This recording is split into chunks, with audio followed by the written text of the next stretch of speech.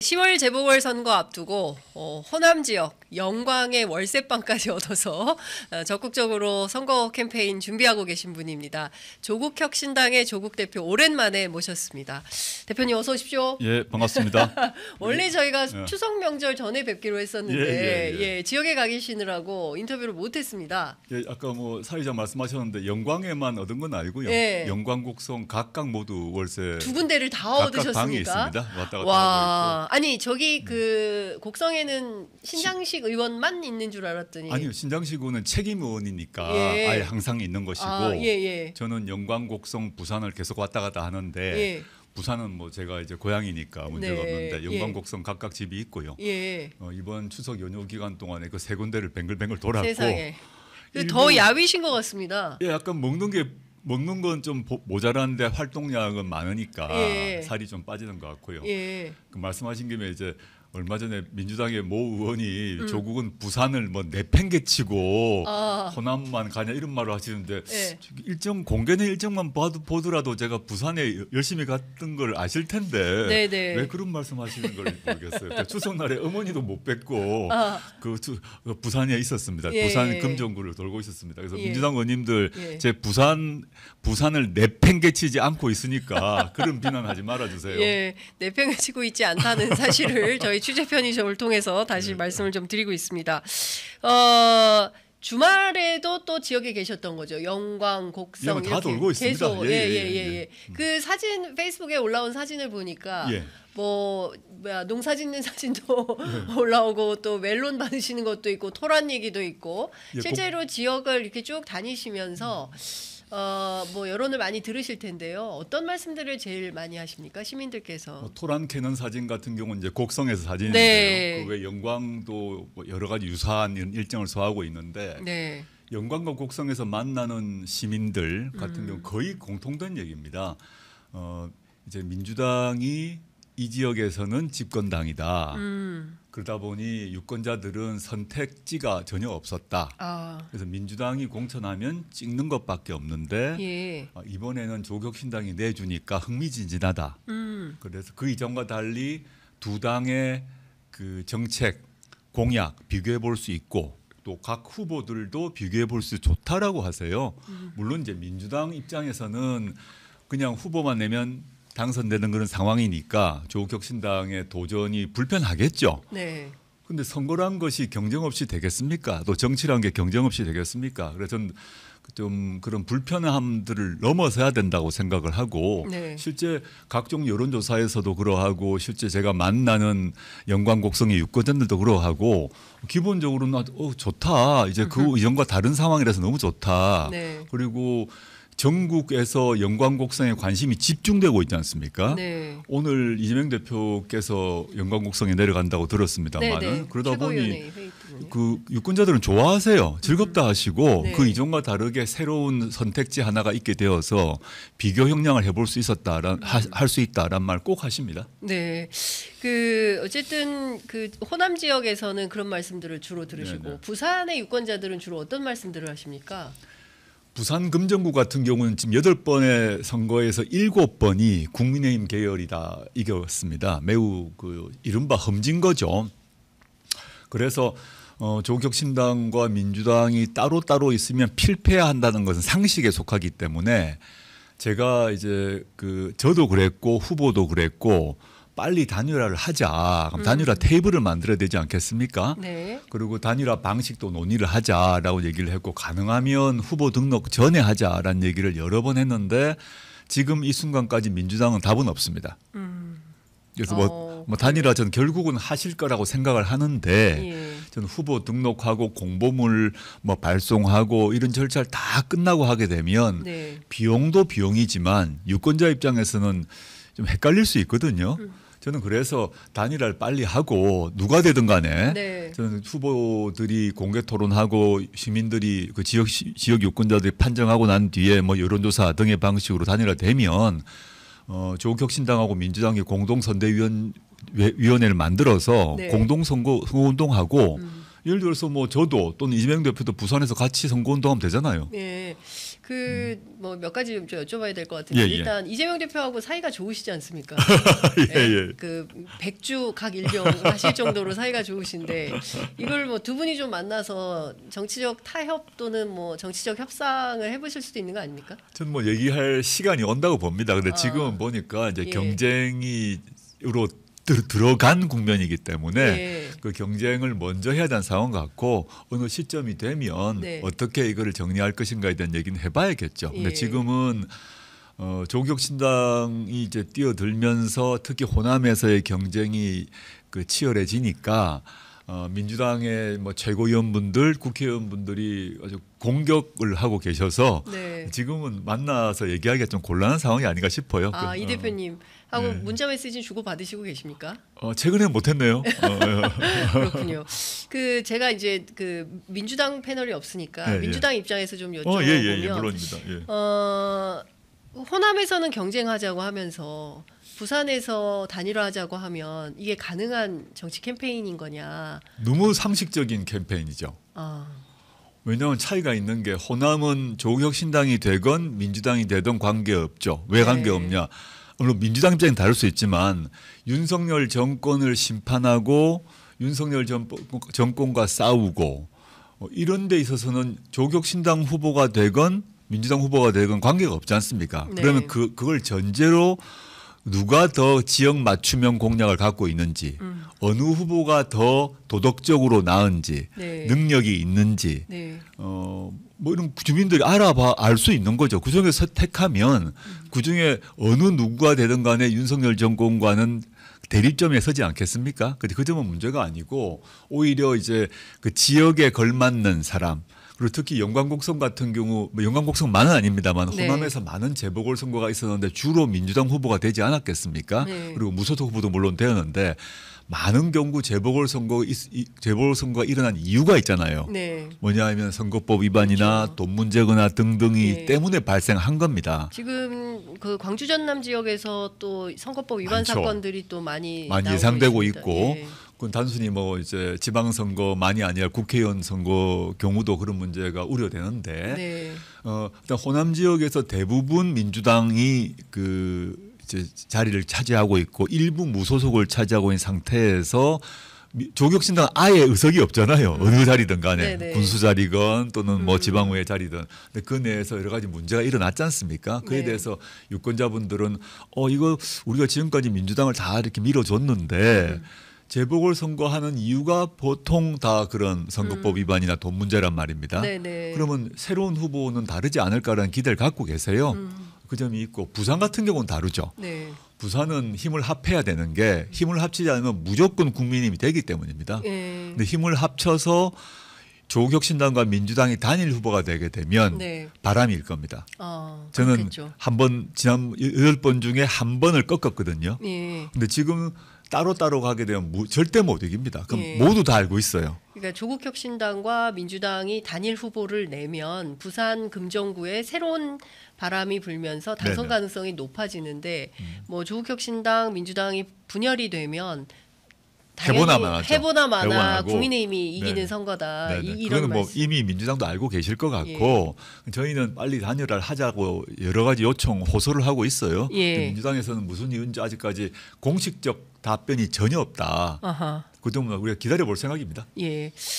지민비조가 지난 4월 총선 캠페인에서 굉장히 중요한 슬로건이었습니다. 네네네. 그때는 상당히 민주당하고 시너지를 많이 냈었고 우연치고는 참 공교롭게 그 지역의 대표님 가실 때마다 민주당 지역구 후보가 네네. 등장해서 서로 부둥켜 안고 예. 제가 그런 장면 취재를 많이 했습니다. 맞습니다. 현장에서 맞습니다. 예. 그런데 지금 막상 그 재보선 펼쳐지니까 이 지민비조라는 게 사라진 구가 됐나라는 생각이 좀 드는데 유권자 입장에서 일단 보자면요. 첫째는 총선과 지방선거는 다르잖아요.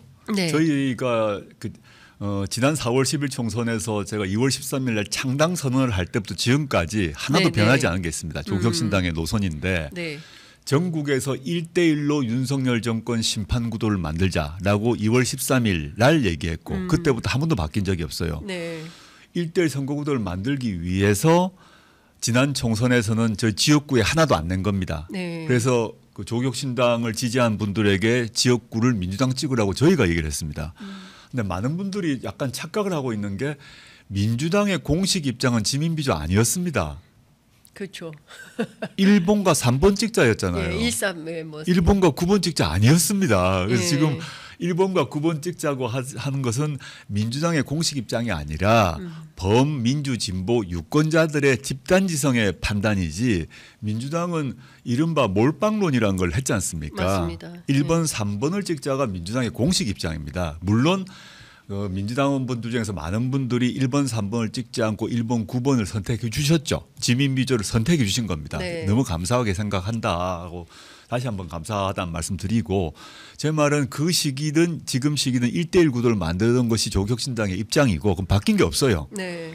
그러면 이제 부산에서는 당연히 1대1 구도를 만들어야 되죠. 그런데 호남에서는 왜 경쟁하냐?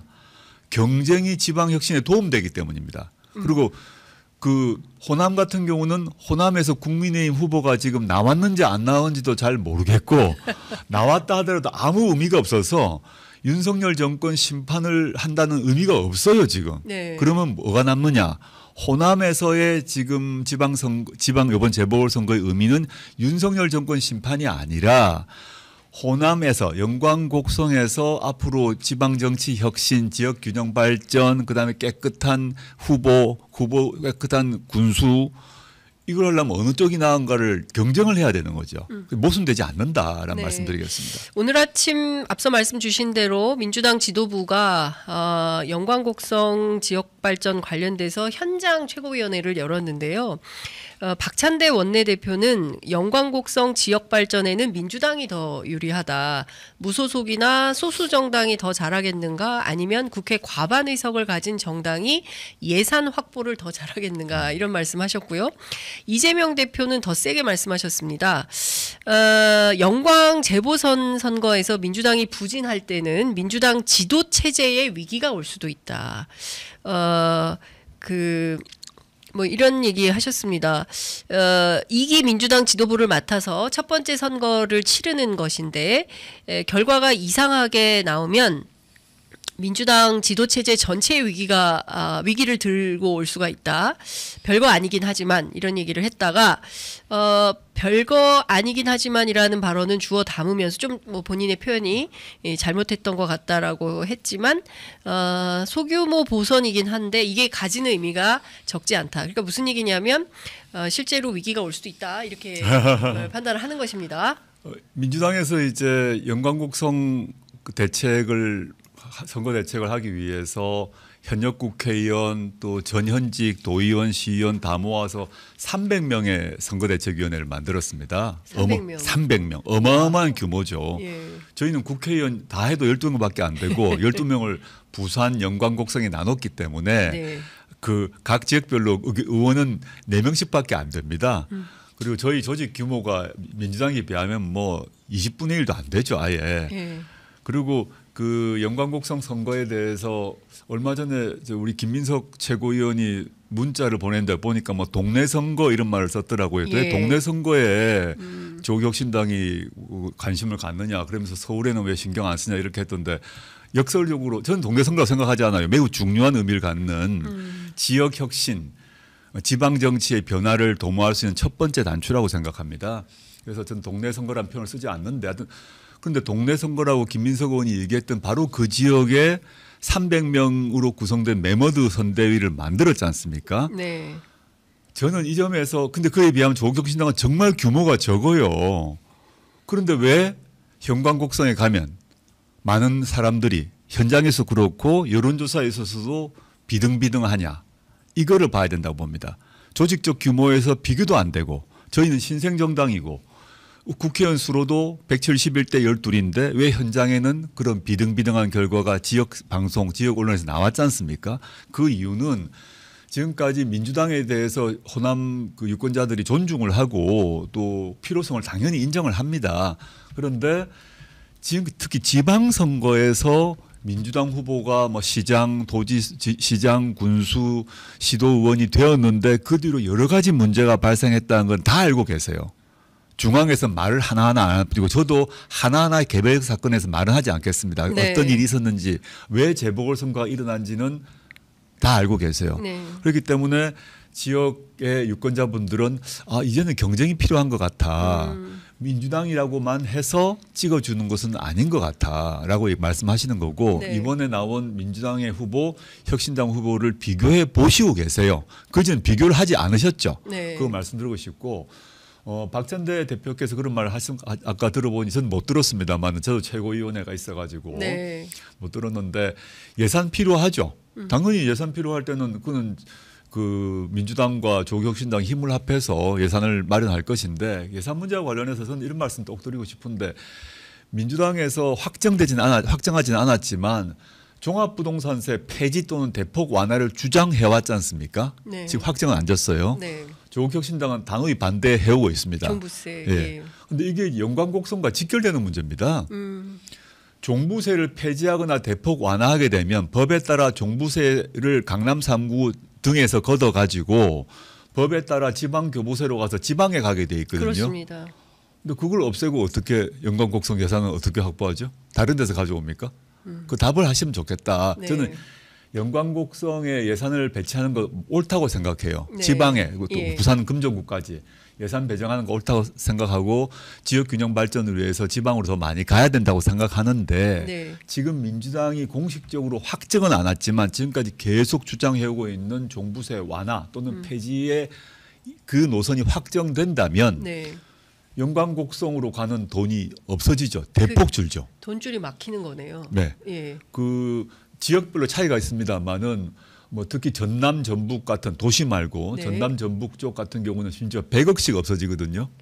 지역 예산이 100억이면 엄청난 겁니다. 네. 그 지역 군민들이 한 2만여 명 되는 걸로 그럼요. 알고 2만 있는데. 3만 정도인데 예, 예. 이 문제를 얘기를 하고 저는 네. 예산 확보를 얘기하시는 게 맞다 생각하고 그래서 예. 제가 종부세 논쟁이 됐을 초기부터 계속 강조를 하고 있는 게 네. 종부세 문제가 단순히 이제 세금의 원칙, 뭐 돈을 많이 받은 사람, 번 사람이 부동산으로 돈 많이 번 사람이 세금 내야 된다는 문제가 아니라 노무현 정부 때 종부세를 걷어서 지방으로 가도록 딱 세팅을 해뒀는데 네. 종부세가 없어지거나 줄면 지방이 바로 타격받는다. 이걸 어떻게 할 거냐는 얘기를 해왔지 않습니까? 네. 이 대해서 민주당은 공식적 입장을 표시하지 않고 있는데 네. 그 말씀을 해주시면 좋겠다 생각을 하고 저는 이재명 대표께서 뭐 지도체계 체제 위기 말씀하신 것 같은데 저는 약간 뭐 선거용 엄살이다 생각을 하고요. 예, 선거용 엄살이다. 이재명 예. 대표께서 지금 확고하게 민주당에서 확고한 지도력을 갖고 계시잖아요. 예. 그리고 이재명 대표께서 대권 후보에서 압도적 1위를 하고 계시지 않습니까? 네.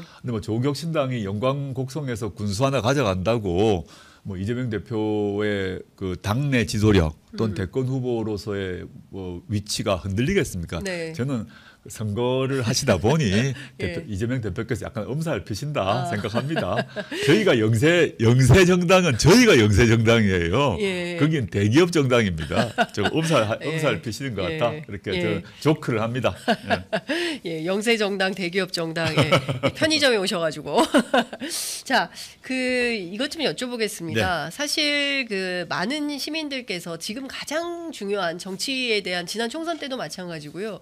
윤석열 정권에 대한 엄중한 심판론입니다. 왜냐하면 지난해에 있었던 그 10월 재보선 강서구청장 보궐선거에서도 윤석열 정권에 대한 분명한 심판 태도를 국민들께서 보여주셨고 마찬가지로 지난 총선에서도 그렇습니다. 그런데 이번 10월 재보선에서 공교롭게 호남, 그다음에 영남, 그리고 수도권인 강화군수, 그리고 이제 서울교육감 이렇게 이제 5군데 선거가 있는 것인데요. 이 선거에서도 윤석열 정권에 대한 심판론이 작동하기 위한 그런 어떤 프레임을 야권 정치인들이 좀 짜주기를 좀 기대하는 게 전반적인 민주진보 진영의 어떤 유권자들의 판단이 아닌가. 그러니까 저는 분열하지 말아라. 네, 당연한 라는 얘기라고 메시지가 생각하고요. 있습니다. 예. 윤석열 정권 심판은 지난 총선에 그 유권자들의 집단지성인 지민비조를 통해서 심판을 했지 않습니까? 네. 그래서 민주당과 조국혁신당이 모두 이기는 결과를 낳았고 앞으로 대선에서도 당연히 윤석열 정권 심판하고 제4기 민주정부 세워야죠. 그 과정에서 조국혁신당은 당연히 여기에 협력할 것이고 오히려 민주당보다 더 세게 윤석열 정권 심판을 지금도 하려고 노력하고 있고 앞으로도 할 것입니다. 그래서 이번 12.6 재보궐선거만 가지고 얘기를 해보게 되면 윤석열 정권을 심판하려면 강화 부산에서 심판을 해야 되죠. 강화 부산에서. 예. 예. 강화와 부산 재보궐선거가 있지 않습니까? 예, 예. 거기서 압도적으로 지금까지 계속 국민의힘 후보가 당선돼 왔어요. 네. 거기서 윤석열 정권을 심판하면 거기 단일화해서 심판하고 네. 호남에는 국민의힘 후보가 있는지도 없는지도 모른다는 얘기입니다. 아까 존재감이 말씀드렸지. 없다. 예, 예. 당선될 그렇죠. 가능성 예. 마이너스 100%입니다. 예. 거기서 윤석열 정권 심판을 하기 위해서 혁신당을 찍으면 안 된다는 게 논리적으로 틀린 말이잖아요. 호남은 이중적 과제가 같습니다. 호남이란 정치 지형에서는 한편으로는 윤석열 정권을 심판해야 된다는 과제가 있고 네. 다른 한편으로는 호남 지역 정치의 혁신이 필요하고 호남 지역 정치의 경쟁이 필요하다는 과제가 동시에 있습니다. 그걸 다른 지역과 똑같이 봐서는 안 된다. 국민의힘이 발붙일 수 없는 지역이지 않습니까? 그만큼 호남 유권자들의 정치의식이 높아요. 민주화 진보에 대한 열망도 강하고 그건 당연히 알고 계세요. 예. 그래서 제가 거리에 만났을 때 제가 뭐 페이스북에도 쓰고 했습니다마는 네. 곡성에 아침 6시 반에 곡성 대중목욕탕에 갔습니다. 저하고 네. 신장식 후보하고 박웅도 후보하고 남탕에 가서 이제 몸 담그고 이렇게 있는데 앉아 계신 곡성 목욕탕에. 네, 목상에 예. 이제 목 담그고 앞에 그 유권자들이 계실 거 아닙니까? 예, 예. 이런 뭐 몸 불리고 뭐 씻고 한 사이에 얘기를 할 수밖에 없지 않습니까? 네네네. 그분들이 왔다 갔다 하시면서 하는 얘기가 다 똑같으세요. 아, 잘 왔다 환영하고 예. 어떤 분은 혁신당 지지한다 그러고 어떤 분은 나는 민주당 지지한다 말하세요. 아예 제 앞에서. 예. 그건 뭐 솔직하게 얘기를 하시면서 네네네. 나는 민주당 지지해. 나는 뭐 당신 혁신당 지지해 이런 말을 하세요. 그렇지만 예. 동시에 얘기하는 건 뭐냐 하면 이번 지방선거에는 경쟁하고 대선에선 협력할 거지 이렇게 그건 물론이죠. 네네. 답하고 예. 이번에는 경쟁하시게 그리고 대선에선 협력해서 정권 교체하시게 이런 말 꼭 하세요. 예. 그게 제가 만난 영광 곡성의 보통 사람들의 제가 들은 거의 90% 이상의 말씀이세요. 예. 지금 민주당을 지지하는 또 민주당 후보를 지지하는 분들도 똑같이 말씀하세요. 경쟁하는 거 좋은 것 같다고. 네네. 혁신당 지지한 사람 말고. 예. 근데 그분들은 이번에 민주당이 이길 거야. 난 민주당을 밀 거야 하시면서도 네. 이번에 오니까 괜찮은 것 같다고. 아하. 우리 민주당이라고 하시는데 우리 민주당도 이제 긴장하게 되고 예. 후보 문제도 정책 문제도 돌아보게 된다고 얘기를 예. 꼭 하세요. 그게 저는 조국혁신당의 효과라고 생각합니다. 그래서 이거를 지역을 다 뭉뚱그려 가지고 윤석열 정권 심판하기 위해서 무조건 단결하자 이런 말이 한편으로는 맞는 말이지만 그거는 자세히 보게 되면 각 지역의 특수성을 무시하는 얘기다. 네. 강화나 부산에는 그 말이 무조건 맞아요. 네. 그 단일화해서 심판해야죠. 네. 근데 그 영광곡성은 다른 상황이다. 그걸 무시하고 영광곡성에서 민주당 후보를 찍어야만 윤석열 정권 심판이 된다? 그건 제가 아니라 네. 거긴 유권자들이 납득할 수 없는 논리죠. 그러니까 지금 중요한 그 재보선 전략 얼마 안 남았습니다. 이제 한 뭐 2, 3주 정도 남은 건데요. 호남에서 민주당과 혁신당의 대결 구도를 조중동이 세게 보도하고 있습니다. 네네. 예, 제가 보기에는 중요한 포인트는 인천 강화와 부산에서 야권 연대가 어떤 방식으로 펼쳐져서 1대1 구도를 만드느냐. 이제 이게 아니라면 근데 민주당 이제 그 전략가들 제가 취재해 보면 어떤 얘기 하냐면 이번 선거는 보나마나 2대2다.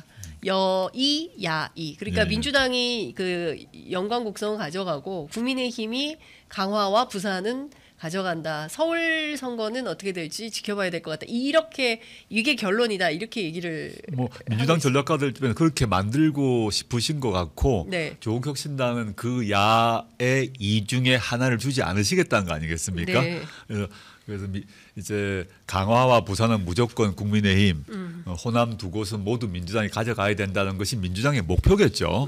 근데 그건 뭐 제가 탓하지 않습니다. 네. 근데 저는 아까 얘기했던 호남 지역에서 유권자들의 열망도 그러하고 또 앞으로 정권 교체를 위해서도 그러한데 호남에서 조국혁신당과 민주당이 경쟁하는 것이 오히려 윤석열 정권 심판과 정권 교체에 도움을 준다고 저는 확신합니다. 네, 이것 좀 여쭤보겠습니다. 조국혁신당이 뭐 군수이긴 하지만 호남의 지역구에 깃발을 꽂는다는 것은 굉장히 큰 의미가 있을 것 같은데요. 대표님께서 판단하시기에 어느 정도 수위까지 좀 의미를 부여하고 계십니까? 저는 이거 2월 13일 날 제가 창당 선언 이후부터 일관되게 한 말입니다. 네. 그 윤석열 정권 심판하는데 해야 된다. 1대1 구도를 만들자는 의미 속에서 여러 인터뷰가 있었어요. 그 과정에 저는 호남에서는 경쟁해야 된다. 근데 예를 들어서 수도권 같은 경우는 단일화해야 된다. 얘기를 계속 해왔습니다. 네, 지금 예. 갑자기 새로운 얘기를 하는 게 그렇습니다. 아닙니다. 예. 아니고요. 호남 같은 경우는 지금 호남에서 이번에 군수 또 향후에 또 내년에 또 생길 것 같단 말입니다. 내년 4월에 재보궐선거가 또 예상되는데 그 경우도 조국혁신당 후보를 낼 겁니다. 네. 그리고 26년 6월에 지방선거가 전국적으로 열리지 않습니까? 네. 그 경우도 저는 호남에 낼 겁니다. 그것도 다른 지역도 이제 고민을 해봐야 되는데 호남만 질문하시니까 저는 호남을 두고 뭐 조국혁신당과 민주당 영토 싸움 이런 얘기하는데 그런 차원이 아니라 호남 유권자 입장에서는 조국혁신당이나 민주당이나 윤석열 심판을 위한 도구 이 점에서 같습니다. 네. 그 차이가 뭐냐면 호남 정치의 혁신. 호남이 이제 호남 지역 정치는 또 바뀌어야 된다 생각을 하고 계세요. 네.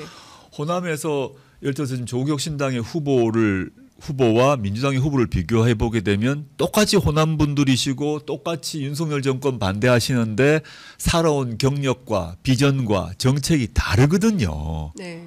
윤석열 정권에 반대한 점은 같지만 그 삶이 다르단 말입니다. 그러면 무조건 앞으로 민주당 후보만 선택이 돼야 된다? 이게 호남 유권자에게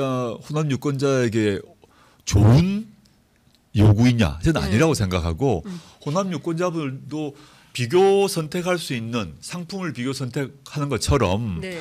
유사한 상품이 있으면 비교 선택해보고 자기에게 맞는 걸 선택하는 거 아니겠습니까? 근데 그런 게 필요한 것이고 예를 들어서 뭐 서울시장 선거가 있다 합시다. 뭐 몇 년 네. 뒤지만 예. 그 경우는 어떻게 아주 정말 치열하게 붙어서 아주 아슬아슬한 차이로 국민의힘이 이기느냐 범야가 이기느냐 결정이 날 거 아닙니까? 네. 그 경우는 당연히 이제 국민의힘 후보가 서울시장 후보가 되지 않도록 당연히 단결해서 단일화해야죠.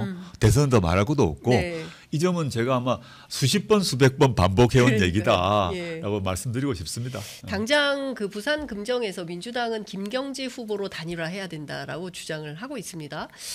조국혁신당은 류재성 후보가 현재 뛰고 있는데요. 민주당에서 아무 연락이 없다고 하는데 시간은 빠닥빠닥 가고 있기 때문에 어느 쪽에서든지 단일화 협상을 제안해야 되는 것은 아닌가라는 생각이 좀 드는데 만약에 민주당에서 요구가 없다면 완주하십니까? 일단 김경지 후보로 단일화하자고 민주당이 얘기하는 거는 뭐 민주당도 할 수 있는 얘기죠. 근데 단일화 협상 얘기, 단일화를 하자, 단일화 협상 단일을 만들자는 얘기를 저희가 여러 번 얘기를 했거든요. 근데 이제 민주당이 바라는 것이 우리는 단일화 협상에 응하지 않을 테니까 혁신당이 후보를 철회하라 이런 요구는 할 수 없는 것이죠. 그거는 정치 도의상 할 수 없는 것이죠. 단일화 협상에 응하고 어떤 식으로 언제 어떻게 단일화를 할 것인가 방법을 논의하는 것이 맞다 생각합니다. 그러니까 유권자들 입장에서는 인천 강화는 누군지 후보도 잘 안 보이는 것 같고요. 예, 그래도 부산 금정은 두 후보가 있기 때문에 부산 두 후보 금정도 김경지 후보도 좋은 후보라고 저는 생각을 하고 그분 변호사시거든요. 예. 전략공천 되신 걸로 알고 있는데 유재성 후보도 변호사십니다. 맞습니다. 예. 근데 두 분 다 윤석열 정권에 대해서 비판적 의식을 갖고 계신 걸로 알고 있습니다. 근데 두 분이 변호사로서 각각 어떤 길을 걸으셨는지는 살펴보셔야 되는 거죠. 제가 굳이 자랑을 하자면 부산 지역 법조계나 시민사회단체에서 두 사람 다 변호사니까 물어보시는 것도 괜찮다. 네. 저는 유재성 후보가 훨씬 경쟁력이 있고 또 민주진보 진영의 가치에 부합되는 삶을 살았다고 생각해요. 민변 사무처장 하셨고 평생 돈 벌지 않고 인권운동 하셨고 부산시에서도 감사위원회 위원장 하시면서 산하기관들 엄격히 감독하고 이런 역할을 하셨거든요. 물론 김경지 후보도 열심히 사셨다고 생각합니다. 그러면 네. 민주당은 또 김경지 후보의 장점을 또 강조하시지 않겠습니까? 네네. 여하튼 어느 경우든 두 분이 부산 금정구 발전을 위해서 누가 더 고민을 많이 했고 누가 더 좋은 정책을 가지고 있는지는 토론을 해봐야 되죠. 네. 그저 시간을 빨리 갖자는 겁니다. 네. 어쨌든 시간이 뭐 빠닥빠닥 다가오고 있기 때문에 10월이 가기 전에 어쨌든 단일화 협상을 통해서 흔쾌히 그 윤석열 정권 심판할 수 있는 구도를 만들어 드리는 것이 당연히 그래야죠. 예, 그래서 정치권의 만약에 도리가 김경지 후보로 단일화된다면 예. 저는 김경지 후보 당선 위에 뛸 것입니다. 예. 김경지 후보로 단일화되면 김경지 후보 당선을 위해서 조국혁신당이 함께 뛸 것이다. 반대의 경우 민주당도 그렇게 하셔야겠죠. 예.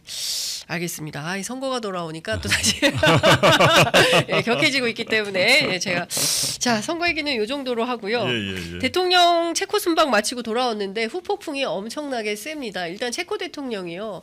이게 뭐 계약서가 완전히 체결되기 전까지는 뭔가를 확언할 수 없음을 기자회견장에서 밝혀서 논란이 커지고 있고 원래 갈 때는 원전 잭팟을 얘기했는데 24조가 안 될 것 같다라는 후문이 계속 나오고 있습니다. 이번에 왜 갔을까요? 어떻게 보십니까?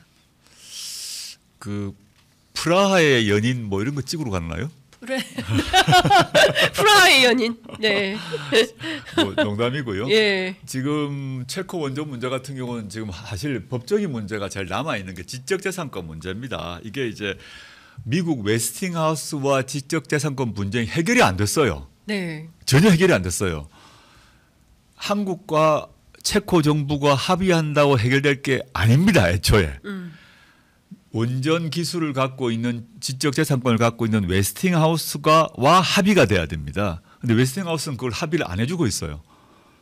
그래서 체코 대통령이 그렇게 말한 걸 알고 있습니다. 최종 계약 체결 전까지 확실한 것이 없다는데 그 문제가 이제 웨스팅하우스 지적재산권 문제 해결됐는지를 따져봐야 되고 네. 두 번째 그것이 물밑 협상에서 해결되었다면 저는 우리나라에 매우 불리한 조건으로 타결이 되고 있을 것 같은 느낌이 좀 있습니다. 불리한 조건으로요. 그러니까 뭐 그 가격이건 예. 그다음에 계약 체결 이후에 다른 부대 약속이 있을 수 있거든요. 예. 그러니까 윤석열 정권 입장에서는 지금 이룬 성과가 하나도 없잖아요. 그런데 체코 이걸 지금 해서 뭔가 업적으로 내세우고 싶어서 안달이 났다고 저는 생각하고 과거에 이명박 정부가 그 과거에 다 결국은 다 망한 것으로 엉터리라고 났습니다만은 전 세계에 자원 개발한다고 네. 난리를 쳤죠. 자원외교. 예. 자원외교 한다고. 맞습니다. 예. 그 자원외교에서 남미에 어디 가서 뭐 광산을 인수했다는데 모두 엉터리였지 않습니까? 맞습니다. 어마어마한 돈을 날렸지 않습니까? 네. 업적이 안 나오니까 해외 나가서 하고 그 돈을 누가 빼먹은지도 알지 못하고 있는데 이 체코 원전 같은 경우도 윤석열 정권이 업적이 지금 전혀 없는 상태고 나올 것 같지도 않고 하니까 그런 차원에서는 같다고 봅니다. 그래서 원전 세일즈라고 했는데 24조 원이 그대로 확보될지 미지수라는 보도가 벌써 나오고 있더라고요. 그렇습니다. 예. 근데 이면 계약이 있을 수도 있다고 생각해요. 좀 두고 봐야겠습니다. 네.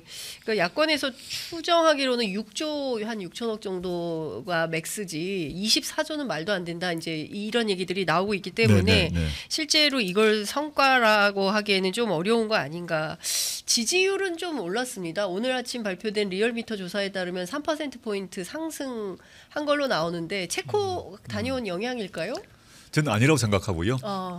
리얼미터 오른 거는 이번 추석 연휴 기간 동안에 조사했던 지난 추석 연휴 기간 동안에 했던 여론조사 아닙니까? 네. 그래서 응답자의 그 분포가 달랐다고 봅니다. 예. 체코가 영향을 준 게 아니라 아하. 그 연휴 기간 동안에 응답을 누가 했는가에 따라 달라졌기 때문에 저는 오르고 있는 게 아니라고 보고요. 이번 주 진행되는 여론조사를 봐야 된다고 생각하고 네. 이번에 리얼미터 같은 경우는 그 표본 집단이 좀 다른 것 같더라고요. 제가 얼핏 봐도. 네네네. 그래서 이번 주 지나고 다음 주 초에 발표되는 걸 봐야 될 것 예. 같아. 지난주에 한국갤럽은 하지 않았지 않습니까? 맞습니다. 그 예. 전에 20% 했는데 예. 저는 그 뭐 일부 반등이 있겠으나 결국은 19, 18로 가는 상황으로 시간 문제라고 생각합니다. 19%나 18% 정도로 이번 주 여론조사 갤럽 조사에서 떨어질 걸로 전망하시다. 한국 갤럽 조사에서 이번 다음 주 발표 그 다음 주 예. 앞으로 한 달 정도 내로 저는 특별한 변화 없다면 19, 18로 갈 것이라고 보고 네. 왜냐하면 이제 새로운 업적이 체코 원전은 말이 안 되는 업적이 예. 안 되고요. 지금 벌써 나오고 있는 뉴스토마토가 시작한 네. 김건희 씨 공천 개입 문제가 차례차례 다른 언론들이 달라붙었단 말입니다. 예. 오늘 9시에는 그 장인수 기자가 네. 새로 녹음 테이프 튼다고 하더만요. 예. 그리고 그 뒤로 다른 제가 아는 바로는 다른 몇몇 언론 좀 주요 언론 예. 좀 규모가 큰 언론에서도 이미 취재가 시작된 것 같습니다. 예.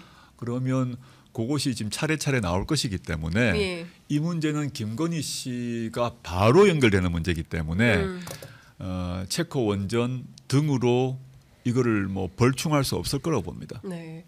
그 말씀하신 대로 뉴스토마토 보도에 따르면 김영선 전 의원의 공천과 관련해서 2022년도 재보궐선거 그리고 올해 있었던 4월 총선에서도 명태균 씨라는 사람과 김건희 여사가 본인 주장에 따르면 뭐 문자 메시지를 주고받으면서 전략 공천을 요구했었고 관련해서 김 여사가 뭐 나는 뭐 힘이 없고 뭐 하더라도 경선해야 된다 뭐 이런 주장을 했다는 것이고요. 네네네.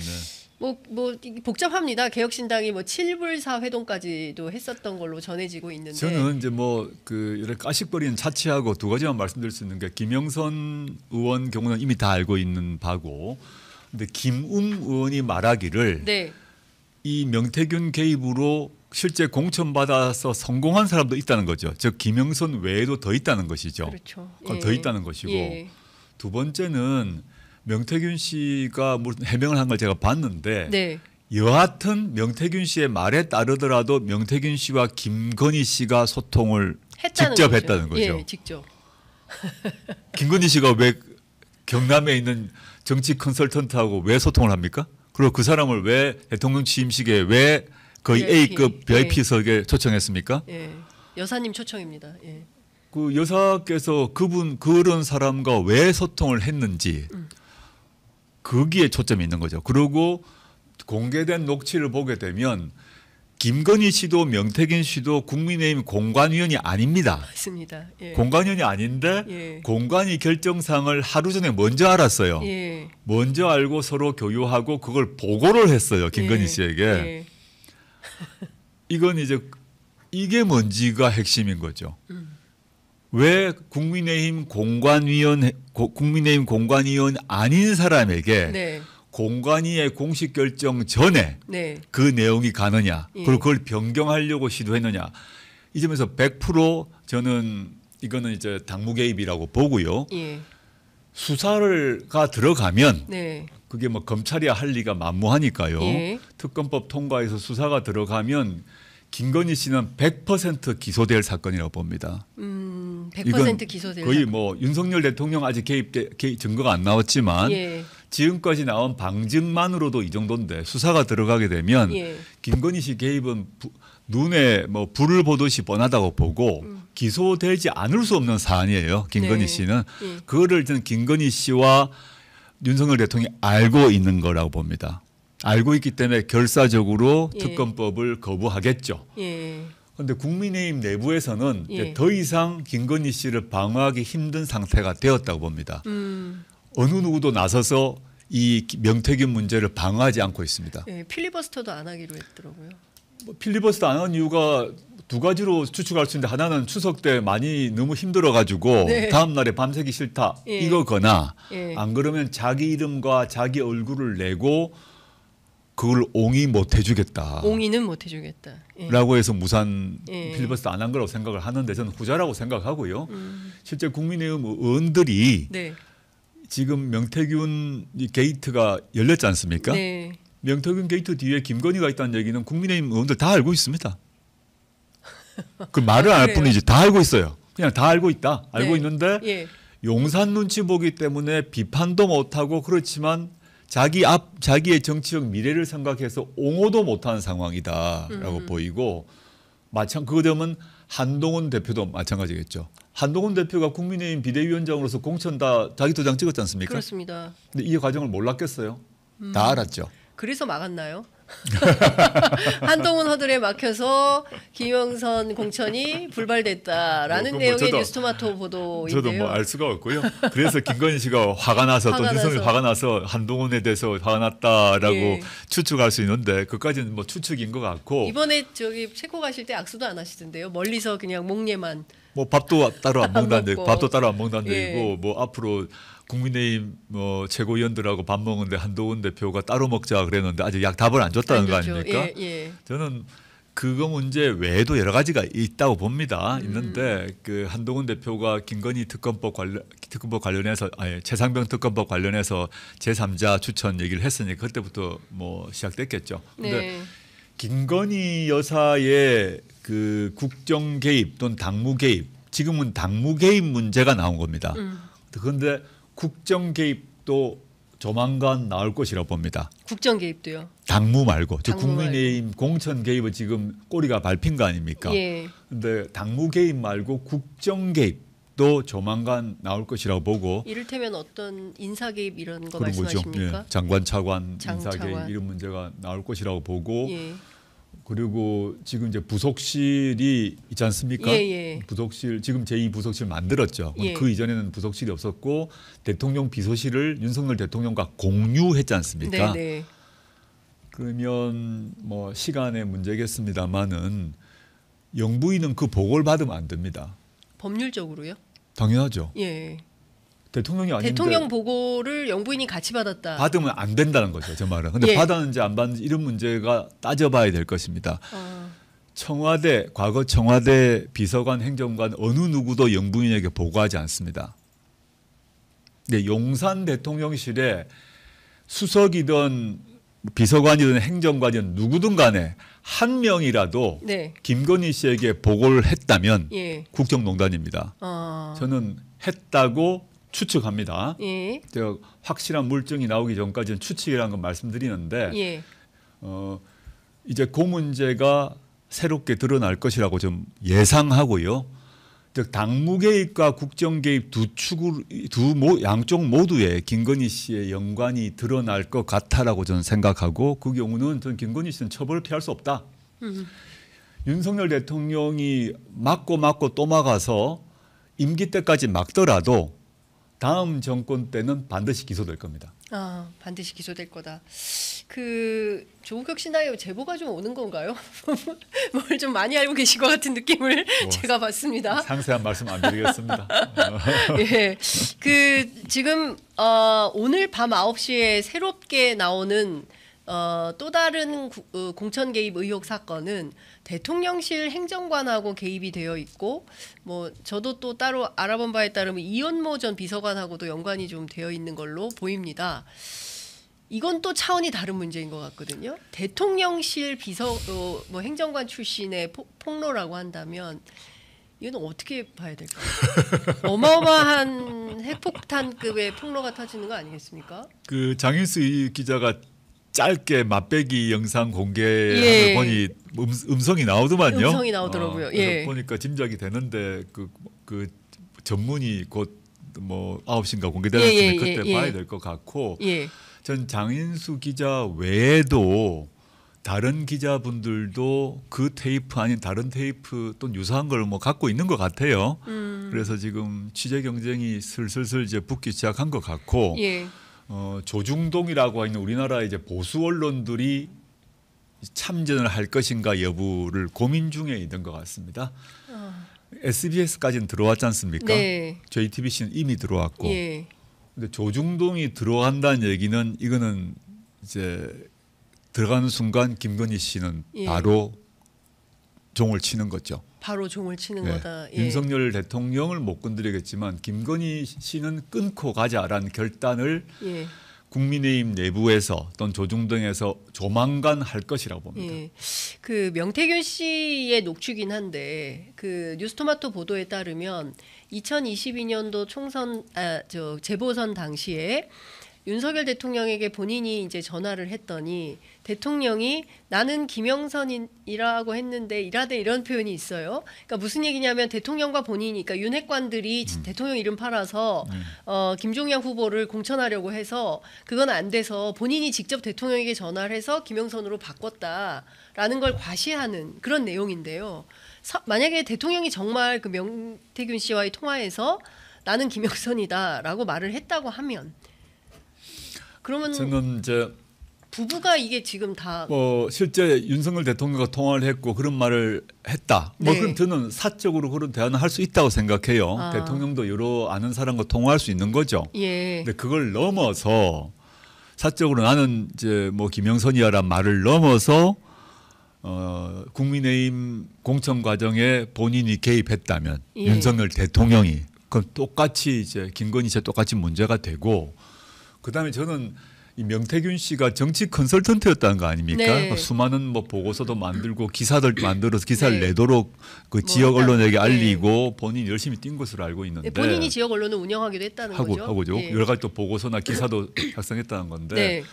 그리고 본인이 또 여론조사 네. 대선 시기에 여론조사도 직간접적으로 관여했다라고 알려져 있는데 저는 주목을 하고 있는 게 지금 공개된 거 말고 왜 어떻게 윤, 김 두 사람이 명태균 씨와 각각 사적으로 소통을 하고 있었을까? 네. 아주 긴밀했다는 걸 보여줍니다. 예.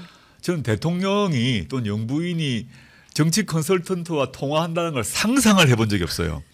근데 그 정도 가깝다는 얘기지 않습니까? 예. 그럼 제가 하나 더 꼭 확인해야 될 것이 과거 박근혜 정권이 무너지게 된 계기가 뭐냐면 정윤회 문건입니다. 그렇습니다. 정윤회 문건입니다. 예. 이 말씀 왜 드리냐면 만약 명태균 씨가 작성한 각종 보고서가 예. 이제 윤석열 김건희 씨에게 들어가서. 부정기적으로 보고되고 예. 그것에 따라서 국정 운영이 이루어졌다. 아. 대통령 비서실이 아니라 예. 명태균 씨가 수시로 보고서를 올리고 그 보고서가 영향을 주고 통화도 하고 네. 이거 뭡니까? 국정농단이죠. 이게 국정농단이에요. 예. 국정농단입니다. 복잡한 게 아닙니다. 예. 공식적 선이 아닌 사적으로 많은 사람들이 대통령께 조언을 할 수는 있는데 우리가 최순실 정윤회 그 사태를 돌아가 보시면 네. 최순실 정윤회는 아무것도 아니에요. 그러네요. 근데 이 사람이 문건도 올리고 연설문도 고쳐주고 맞습니다. 연설문 고쳐줬잖아요. 예. 최순실 씨가. 최순실. 예. 또 정윤회 씨는 또 뭘 올렸다는 거 아닙니까? 네. 이걸로 난리가 났죠. 국정농단의 출발이 된 겁니다. 맞습니다. 근데 명태균 씨는 본인이 정치 컨설턴트인데 정치 컨설턴트가 하는 여러 일 중에 하나가 보고서 올리는 겁니다. 보고서 만들어서 많은 정치인들에게 또 대권 주자에게 자기 보고서 돌리거든요. 예. 명태균 씨가 어떻게 해서 윤, 김 두 부부와 친해졌을 것인가? 대선 시기 이후에 지금까지 얼마나 많은 어떤 내용의 보고서를 올렸는지 수사를 해야 됩니다. 그렇습니다. 명태균 씨 휴대전화, 예. PC 없앴을지도 모르나 예. 그거 다 기록에 있을 거라고 보고 예. 그 수발신 내용이 있을 거 아닙니까? 이메일로 보냈다면 그걸 봐서 수신자가 누구냐? 김건희 씨 있잖아요. 그렇겠죠. 아니 본인이 스스로 밝힌 바에 따르면 그러니까 그걸 예. 대가로 김건희 씨는 뭘 줬을까? 아, 윤석열 대통령은 이 사람에게 어떤 보상을 했을까? 예. 지금 거론된 사람들 말고 말이죠. 예. 인사 관련해서 이런 문제를 봐야 되는데 지금 명태균 씨의 그 지금 명태균 게이트의 문이 열렸고 네. 문을 열었지 않습니까? 네. 시작됐는데 문을 열고 앞에 멀리 보이는 사람은 딱 두 사람 얼굴이 보인다는 거죠. 그렇죠. 예. 그러면 지금 말씀 주신 대로 뭐 뉴스토마토에서도 그런 예고를 했습니다. 정윤회 문건 그래요? 예예예. 그 취재한 박형광 기자가 대표님 말씀하고 비슷한 맥락의 예, 인터뷰를 이제 최근에 한 적이 있는데요. 그리고 제가 알기로는 이 뉴스토마토 다음 보도가 누가 명태균을 윤석열 김건희에게 소개했는가가 이제 제가 알기로는 그 주제어인 걸로 압니다. 예. 그래서 어떻게 가까워지게 됐고 이 사람들이 어떤 이른바 이제 보고 문건을 올리고 어떻게 일을 했는지에 대한 내용이 이제 드러날 걸로 보이는데요. 윤석열 대통령이 본격적으로 대권 후보가 되기 전부터 관계를 맺고 있었던 사람이고 네. 그 전부터 검찰총장 말기 또는 예. 대선 후보가 되기 전 예. 뭐 이 정도의 시간인데 그때 수많은 사람이 이제 윤석열 당시 총장 또는 예. 전 총장에게 달려갔겠죠. 예. 당신을 대통령 만들겠다. 이런 과정에서 그 중에 한 사람이라고 생각하고요. 예. 그 과정 그게 이제 윤석열 대통령이 집권하고 난 뒤도 이 사람이 취임식에 VIP석에 앉았잖아요. 네. 윤석열 대통령의 부친 바로 뒷좌석에 앉았더만요. 네. 그 정도로 비중 있는 사람으로 배치되었다는 거고 그러니까 이 사람이 선거 캠페인 때 역할을 한 것 말고 네. 윤석열 정권이 출범하고 난 뒤에 무엇을 했는가 네. 여기에 저는 포인트가 있다고 봅니다. 이 두 가지가 중요한 것 같습니다. 하나는 이런 문제들을 검찰 수사를 통해서 뭐 이종호 씨도 마찬가지고요. 삼부토건. 예, 예. 그러니까 뭔가 좀 조사가 진행이 돼야 되는데 검찰이 전혀 움직이지 않는다라는 문제가 있고 또 하나는 빠르면 내일 윤석열 대통령이 최혜병 특검법, 김건희 특검법 등에 대해서 거부권 행사를 하게 되면 다시 이제 재의결을 해야 되는데 이 재의결의 벽을 넘어야 특검으로 갈 수 있는데 이게 뭐 이러저러한 의혹을 기자들이 취재해서 밝히는 것은 할 수 있지만 여론을 형성하는 것 그 이상으로의 어떤 진전을 낳기는 어려워서요. 예, 예. 정치적으로 결국에는 정치가 해결해야 될 몫인 것 같습니다. 이 두 가지 의제를. 뭐 검찰이 할 가능성은 없죠. 그러니까요. 없고 예. 지금 심우정 검찰총장이 하겠습니까? 뭐 전혀 안 할 거라고 보고요. 그다음에 특검은 김건희 씨 자신이 알 거예요. 이거 특검법 통과되면 내가 죽는구나. 알기 때문에 남편한테 얘기하지 않겠습니까? 무조건 막아달라고 네. 할 거고 이제 국민의힘이 갈등일 것인데 지금 한동훈 대표의 행태로 봐서는 온갖 논리를 펴가지고 재의결 반대하려고 할 것입니다. 그래서 한동훈 대표가 그렇게 뭐 정치적 소신이 있는 사람 같지는 않고 예. 윤석열 대통령 눈치 보고 있는 사람이기 때문에 그리고 윤석열 대통령이 아직까지는 한동훈 대표를 쫓아낼 수 있는 힘은 있거든요. 내년 지방선거, 내년 예컨 재보궐, 예. 내년 4월 재보궐 선거가 뭐 열 몇 군데 일어난다면 거기서 패배를 하게 되면 그걸 계기로 쫓아내겠죠. 뭐 빠르면 10월 재보선 이후 끝낼 거다라는 소문도 있긴 뭐 합니다. 그것도 뭐 두고 봐야겠는데 예. 적어도 내년 4월까지 네. 놔뒀다가 내년 4월 재보궐 선거 책임 빌어서 정리하려고 할 거라고 보는 게 왜냐하면 26년 지방선거의 공천권을 한동훈 대표에게 줄 리 만무하다고 생각하기 때문입니다. 아하. 예. 그걸 예. 줄 리가 없다. 예. 예를 들어 서울시장 공천 문제를 한동훈 대표에게 맡긴다. 뭐 그럴 리는 뭐 윤석열, 김건희 두 분의 성정상 네. 불가하다. 그런 것은 있을 수 없다고 생각하고요. 그래서 한동훈 대표 같은 경우는 일종의 시한부 상태죠. 네. 그래서 어찌 감히 그 특검법 찬성으로 얘기를 하겠습니까? 뭐 기대하지도 않고 저는 이게 안 된다 그러면 저는 국정조사로 이제 네. 길을 가야죠. 가야 되는데 그것도 물론 여야 동의 문제가 있습니다만은 네, 여야 합의가 안 되면 국조가 불가능한 건가요? 꼭 그렇지는 않은데요. 예. 통상은 여야가 합의를 해 왔는데 네. 국민의힘이 국정조사도 안 하겠죠. 그럼 단독으로라도 해야죠. 야단독으로라도 해야 그러면 된다고 지금 봅니다. 당장 어쨌든 그 9월부터는 이제 정기국회가 시작이 돼서 정기국회도 해야 되고 그리고 동시에 국정조사. 근데 국정조사로 또 밝힐 수 있는 그러니까 특검하고는 또 비교할 수가 없지 않습니까? 그 조사의 맞습니다. 내용이라든가 예, 처벌이라든가 또 예. 9월 10월에는 국감이 있지 않습니까? 그렇습니다. 국감이 예. 이제 우선이 될 수밖에 예, 예. 없는데 저는 뉴스토마토의 그 보도가 일종의 신호탄이라고 생각하기 때문에 네. 이후에 시민들의 그 감시 또 언론들의 취재 네. 등을 통해서 추가적으로 몇 개가 더 나오면 저는 검찰도 또 국민의힘도 지금까지와 같은 그런 소극적 태도를 그대로 유지하기는 힘들 거라고 봅니다. 저는 네. 이제 이 언론의 역할이 매우 중요하게 되었다 생각하고 지금 박근혜 정권 국정농단 관련해서 예. JTBC 보도 외에 TV조선의 보도에서 크게 또 터졌지 않습니까? 네네네. 저는 이게 이제 그 초입구로 들어가고 있다. 우리 형국, 우리나라의 지금 정치 상황이. 네. 그래서 이번 하반기, 특히 이번 가을과 겨울이 그런 문제로 정말 뜨거울 것 같다라는 생각을 해봅니다. 네. 어떤 일이 발생해도 이상하지 않다 생각합니다. 그렇군요. 연말 안에 뭔가 터져도 터질 것이다. 이제 네, 네. 이렇게 전망을 하시는군요. 그런데 한 가지 한동훈 대표도 그렇고 이준석 대표도 그렇고 김건희 여사와 관련해서는 굉장히 모호한 스탠스를 오히려 윤석열 대통령에게 굉장히 단호한 분들이 왜 김건희 여사와 관련해서는 이렇게 온건한 태도를 보이는 걸까요? 누가 실권자인지 알아서 그런 거 아닙니까?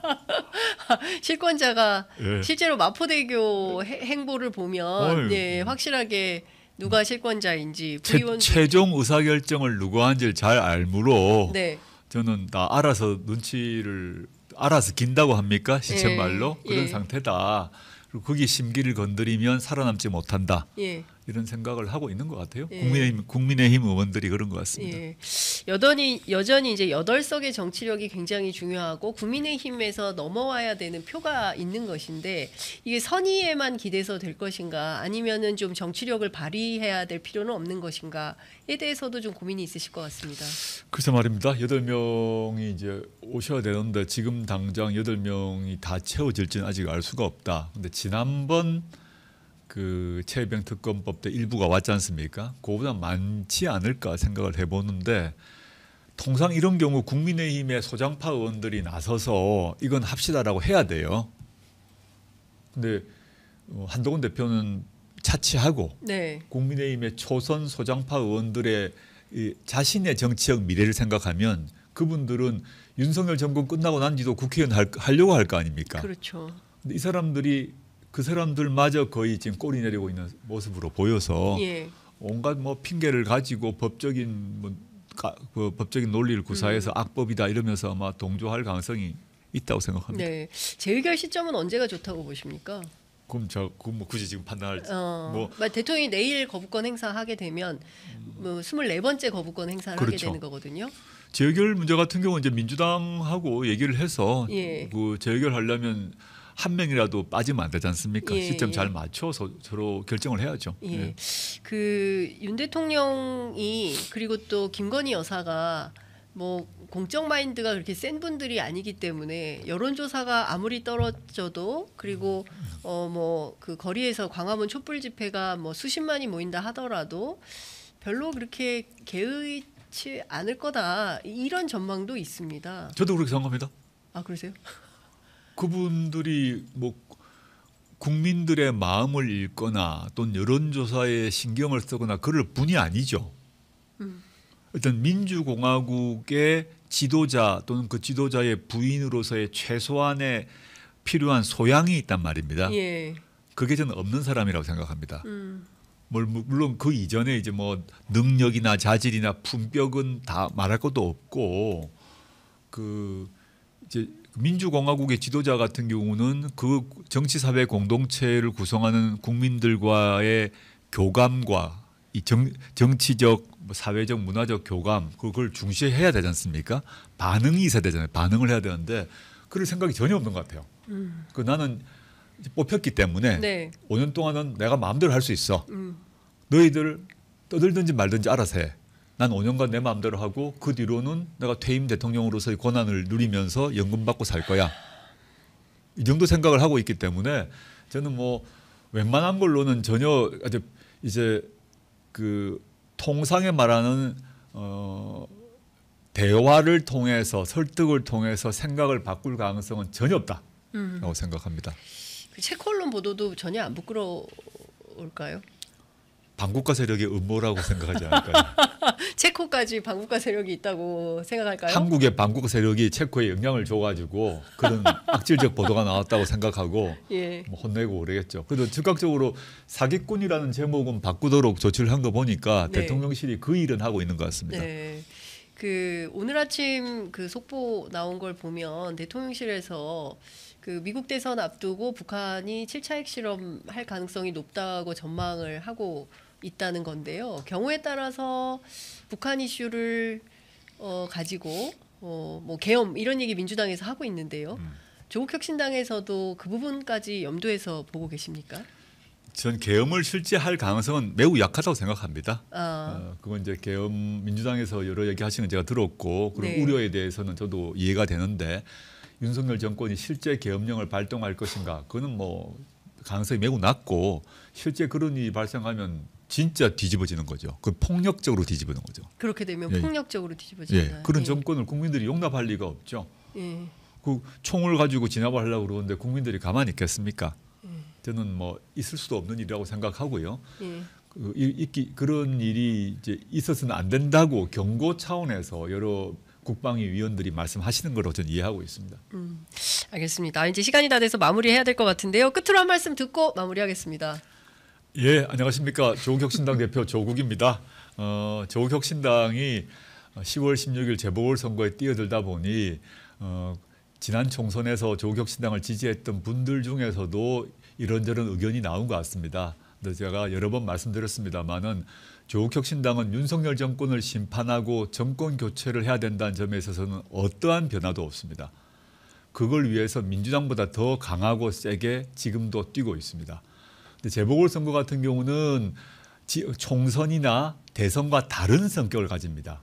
그 지역에서 어떤 정치인이 필요한지, 그 지역에서 어떤 정책이 필요한지를 세밀하게 따져야 됩니다. 특히 호남 경우에 있어서는 조국혁신당과 민주당의 후보의 인품, 능력, 도덕성, 정책 따져보고 판단하는 것이 지역민의 선택지를 보장하는 것이라고 생각을 하고요. 부산금정구나 강화 같은 경우는 단일화해서 윤석열 정권, 특히 국민의힘 후보를 심판해야 되는 거죠. 이게 조국혁신당의 확고한 입장이라는 점 다시 말씀드리고, 조국혁신당 민주당에 비하면 영세정당에 불과합니다. 많이 지켜봐 주십시오. 감사합니다. 네, 예, 많은 댓글에서 많은 시민들께서 조국혁신당 또 조국 대표 응원하시는 메시지가 많이 올라오고 있습니다. 한 달에 한 번씩만 이렇게 모실 수 있으면 좋을 것 같습니다. 저도 대표님. 그랬으면 좋겠는데 대략 한 달에 한 번 정도 나가는 걸로 하고요. 예. 지금 선거 때문에 그러니까요. 제가 오늘은 그 아침에 이제 최고위원회가 있어서 네. 지금 마치고 오늘 또 부산으로 갑니다. 네. 지금 요거 바로 마치고 끝나자마자. 바로 부산으로 가고 내일 오늘 밤에 부산 선대위 마치고 오늘 밤이군요. 목포로 가서 내일 아침에 아이고야. 목포 일정, 그다음에 네. 영광, 곡성 이렇게 이어집니다. 예, 지난 저희가 4월 선거 때는 길거리에서 많이 뵀었는데, 예, 저희가 또 준비해서 채비해서 또 현장에서 뵐 수 한 번 더 있기를 불러주십시오. 하겠습니다. 오늘 말씀 잘 들었습니다. 감사합니다. 네, 감사합니다.